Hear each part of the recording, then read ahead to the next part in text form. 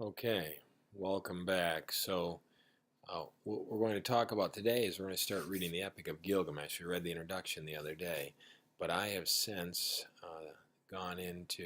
since then, I've gone into your folders in Office 365, depending on what period you're in, and you'll notice when you get in those folders that I have not given you anything, but in the content library there is the Epic of Gilgamesh. And what I'd like you to do is click on your name, go to your bookmark, for example, your reading bookmark, create a new page, call it the Epic of Gilgamesh, and then highlight, copy all of this, and it's long. It's 57 pages. And you're going to hit Control C, and then when you bring it over, you hit Control V, and that'll paste it, and you'll have the page on your own so that you can write and annotate all over it.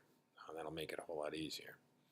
And so today I'm going to take you through the directions. I'm not going to do it on Office 365. I'm going to do it on Word, but it would be the same thing if I were staying on Word here. And I'd do the screen like this, and then I'd be able to write right down through here, and I could highlight it this way.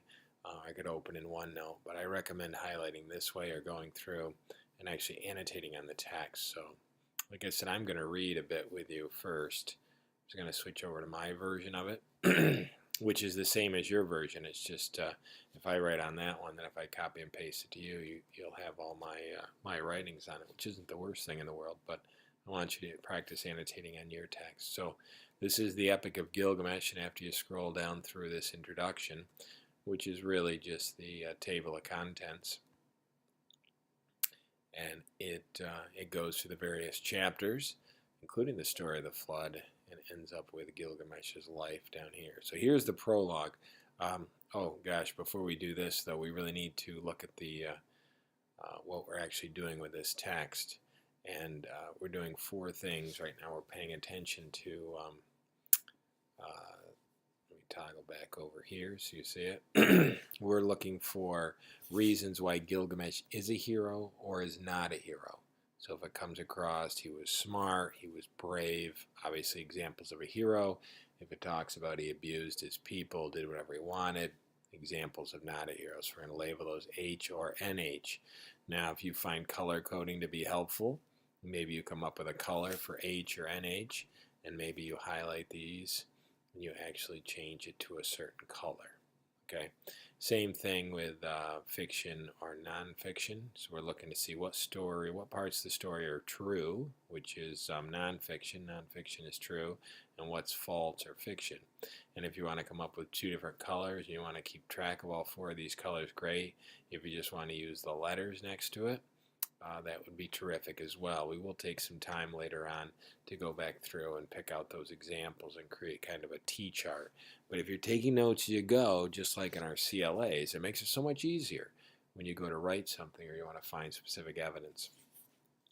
Another reason we're reading, we're always paying attention to words and vocabulary. Writers obviously use the best words, and readers pay attention to the words the authors have used because they have often meanings that are literal and hidden that may have been implied and may give you insight into the actual text. And so as careful readers and writers, we pay attention to the words we use. So notice uncommon, unknown, or powerful words. You can highlight those, and then I do want you to be defining them as well. You come across them. We have this tool in front of us, this computer. We might as well spell things correctly, and we might as well define the words. And then number 4 says we're annotating in the margin, labeling examples of literary elements, including characters, conflicts, themes, similes, setting, point of view. And so literary elements parallel scientific elements, and scientific elements help us understand science or the world around us. Literary elements help us understand literature. So once again, if an author uses a simile, or if we use a simile as a writer, we probably did it on purpose to try and get the reader to understand at a different level what's actually going on. Make an analogy, a comparison. If there's a theme in there, there's probably a purpose to that theme. The author or we are trying to depict something in a particular way to get a certain message across, a central idea. So keep those all in the back of your mind as you're reading through here. And notice at the bottom it says be sure to write in the text. Leaving notes as a final paper will require textual evidence from the story. It will also help you stay focused as you read the purpose. And I wish you happy reading and annotating. But today I am going to take you through and read some of this together. So hopefully you have your earbuds. I'm going to minimize this. You should be able to write right on yours. But like I said, I want to write right on this one. So I am just adding to the top of this the notes that I just had right there so that I remember what I'm looking for. And I'm going to scroll down, as you're going to do as well, to get through the different table of contents here. Notice the flood story again. And now we're at the beginning. So, Gilgamesh, king of Uruk, says, I will proclaim to the world the deeds of Gilgamesh. This was the man to whom all things were known. This was the king who knew the countries of the world. He was wise, he saw mysteries and knew secret things. He brought us a tale of the days before the flood. He went on a long journey, was weary, worn out with labor. Returning, he rested, he engraved on a stone the whole story. So quite a bit of background information here at the beginning, now that I've read that first paragraph, to decide if there are any words I want to highlight or pay attention to. Maybe deeds is something I don't see very often, and so I want to highlight this. It's going to be a little different than the way you're highlighting it. That's all right. Proclaim, announce to the world. So I might even do proclaim, not one I see very often. This was the man to whom all things were known. So I just kind of skimming back through it and saying, is there anything, labor spelled a little differently here, but labor is work. And I've noticed some spellings in this edition, misspellings, but we'll leave it the way it is. So he also, it says he was wise. That's an example of him being a hero. So I'm probably, since I'm having some issues labeling this with an H, I probably should scroll back up to my hero and maybe do that as a green, because if you're heroic, because it might be easier for me just to color code these now that I'm talking through it. So I'll do H as green and not a hero as red. And then fiction, let's see, we'll pick a couple of colors for this. It's up to you what colors you use, but for fiction I'll use kind of a pink color here, and for nonfiction I'll use blue, but I'll probably use light blue so I can still see through it. So fiction, kind of red. Nonfiction or true, I'll use the right blue. And I said red, but I mean pink. All right, so hero, we're looking for examples. He's a hero here, and we just came across some. So we'll see if I remember those colors. But again, you can color this any way you want. So the fact that he was wise, we said that is green. That is heroic. And this was a man to whom all things were known. We could even get fussy there. And I'll just say all things were known. I'm going to highlight that green. He saw mysteries, knew secrets. He brought us the tales of the day before the flood. So anybody who brings us brought us the tales for the day of flood. So it sounds like Gilgamesh did an awful lot. He went on a journey, was weary. Weary means tired, right? But we're going to highlight that as a yellow, as an unknown or an uncommon word. He engraved on a stone the whole story. Return, he rested. Okay, let's read to the next paragraph. It says, when the gods created Gilgamesh, they gave him a perfect body. Shamash, the glorious sun, endowed him. I'm going to highlight this word endowed. With beauty. Adad, the god of the storm, endowed him with courage. The great gods made his body perfect, surpassing all others, terrifying like a great wild bull. Hey, there's a simile. And so I don't know Maybe I'll do the phrases in yellow. Terrifying like a great wild bull. Just because writing simile in here may be a little tricky. Well, maybe I can write simile. I don't know how I'll denote it, so I think I'll just leave it like that. 2/3 they made him God and 1/3 man. All right, so we're at the end of that paragraph. So we've got a lot going on here. This 2/3 God and 1/3 man, that is fiction, right? I mean, do you know anybody who's part God and part man? And doesn't matter what your religious beliefs are, but I'm going to say most of us are going to agree that that is in the land of fiction. And fiction was the color that we selected as pink, right? Whoops, wrong part. And that's over here is pink. I'll scroll back up just to make sure that that is right. And so we said fiction. Yep, fiction was purple. Sorry, that's not pink. Purple, and nonfiction is blue. And so go down as another one of the terrible recordings of the day. But anyways,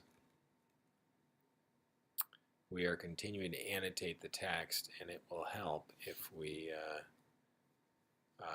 there were a couple other details. They gave him a perfect body. That's I don't know if that's heroic, but that's certainly a good thing. He had courage. That's certainly heroic. So I'm going to make that green. I do remember that color. And I mean, terrifying like a wild bull might be heroic too. I guess it depends how he does it, and the fact that he's beautiful could be reasons why he's a hero. Let's go on. In Uruk, he built walls, a great rampart. Words. In Uruk, he built walls, a great rampart, and the temple of blessed Iena for the god of the firmament, Anu, and for Ishtar, the goddess of love.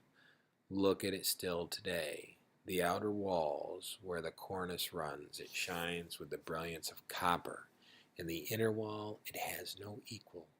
Touch the threshold, it is ancient. Approach Iena, the dwelling of Ishtar, our lady of love and war, and like of which no latter-day king, no man alive can equal. Climb upon the walls of Uruk, walk along it, I say, regard the foundation terrace and examine the masonry. It is not burnt brick and good. The 7 sages laid the foundations. All right, so this is kind of the introduction to the story. So I was reading through quite a bit pretty quickly here. I'm just going to at least pay attention to these words as I go through here. There are quite a bit of unknown or uncommon vocabulary. And I just want to make sure I pay attention to that. No man alive can equal. So it sounds like he built the walls. And I don't know, but if you build the walls, sounds like he's strong enough he can protect himself on his own. But if he built walls, that's to protect his kingdom, to make his people safe.